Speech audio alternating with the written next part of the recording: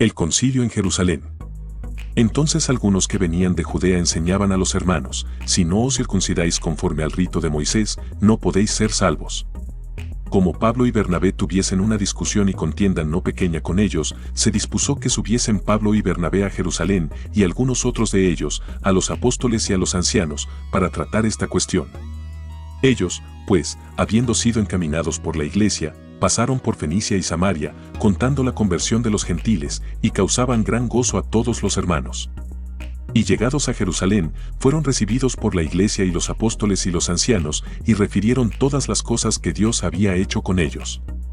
Pero algunos de la secta de los fariseos, que habían creído, se levantaron diciendo: es necesario circuncidarlos, y mandarles que guarden la ley de Moisés. Y se reunieron los apóstoles y los ancianos para conocer de este asunto. Y después de mucha discusión, Pedro se levantó y les dijo: varones hermanos, vosotros sabéis cómo ya hace algún tiempo que Dios escogió que los gentiles oyesen por mi boca la palabra del Evangelio y creyesen. Y Dios, que conoce los corazones, les dio testimonio, dándoles el Espíritu Santo lo mismo que a nosotros, y ninguna diferencia hizo entre nosotros y ellos, purificando por la fe sus corazones. Ahora, pues, ¿por qué tentáis a Dios, poniendo sobre la cerviz de los discípulos un yugo que ni nuestros padres ni nosotros hemos podido llevar? Antes creemos que por la gracia del Señor Jesús seremos salvos, de igual modo que ellos. Entonces toda la multitud calló, y oyeron a Bernabé y a Pablo, que contaban cuán grandes señales y maravillas había hecho Dios por medio de ellos entre los gentiles. Y cuando ellos callaron, Jacobo respondió diciendo: varones hermanos, oídme. Simón ha contado cómo Dios visitó por primera vez a los gentiles, para tomar de ellos pueblo para su nombre. Y con esto concuerdan las palabras de los profetas, como está escrito: después de esto volveré, y reedificaré el tabernáculo de David, que está caído, y repararé sus ruinas, y lo volveré a levantar, para que el resto de los hombres busque al Señor, y todos los gentiles, sobre los cuales es invocado mi nombre. Dice el Señor, que hace conocer todo esto desde tiempos antiguos.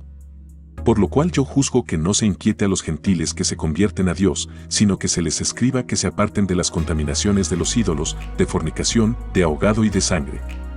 Porque Moisés desde tiempos antiguos tiene en cada ciudad quien lo predique en las sinagogas, donde es leído cada día de reposo.